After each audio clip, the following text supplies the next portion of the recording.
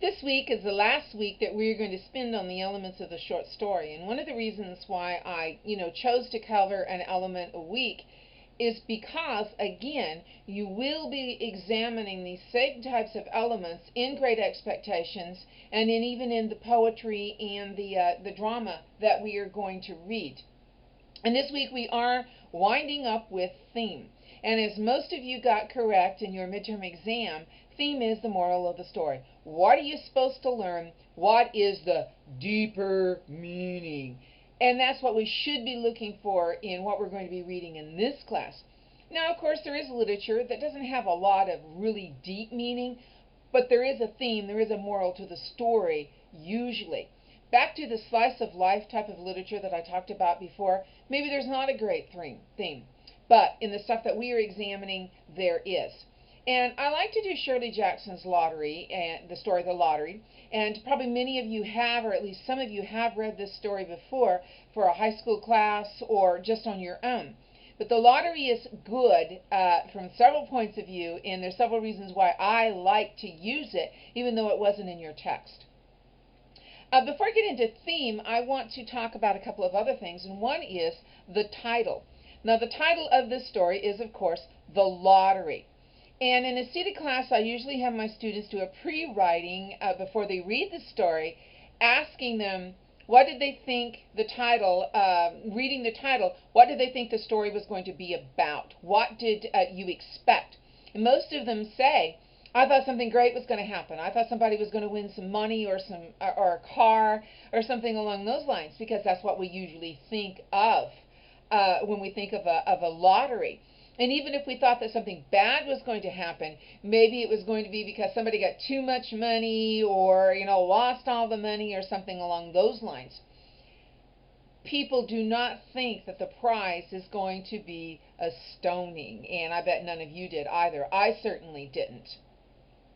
And so the title is important to a story, and we've seen this in some of the other stories that we have read. Some are just a very, a prosaic elephant in the village of the blind. You know what that's going to be about. 2020, though, that refers to vision, and so that title was important as well. Now, aside from the title, Shirley Jackson's story, the setting in Shirley Jackson's story is also important. And it begins, it's a beautiful sunny day in June. And I've pointed out in the weekend setting and other stories, asking you, what effect does the weather have on the mood of the story? And it leads us to, think something about what is going to happen. And when I read Shirley Jackson's story for the first time, and it was a warm and sunny day in June, I thought, wow, this is cool. Something good's going to happen. If it's a dark and stormy night, we expect something, gothic or, something horrendous to happen. But on a sunny day, what's going to happen that isn't going to be good? Also, the fact that it is a small town. Many of us come from small towns. I was originally from the country by a small town. And usually when people get together on a warm summer day, it's because they're going to have a potluck or a picnic or a barbecue, not a stoning. So the setting is important. When does this setting take place? When I first read this story, I thought it took place, far distant past, maybe up into the 1800s, but, at least the 1800s because of the, where they were. But, not in modern times.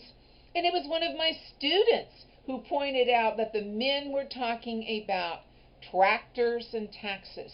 And tractors definitely puts this in the 20th century. So even I was fooled. Where does it take place? Who knows? It takes place in the United States, I'm sure, and that is the reasoning that I give behind that is because of the crosscut of international names. You have a Delacroix, which is French, but you have a Summers, which is probably English. And so I think that it does take place within the United States. But where?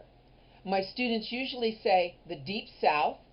Some say the Midwest. Some say Maine. And I think that's more Stephen King's influence than anything else. People don't say California. People don't say New York. And so they're thinking more of provincial, out in the country types of settings where things like this could happen. The characterization is shallow. You don't get to know a lot about these people. You probably know more about Tessie than anyone else, and we only hear what she says. So it's third person limited omniscience because we don't hear the thoughts of the characters.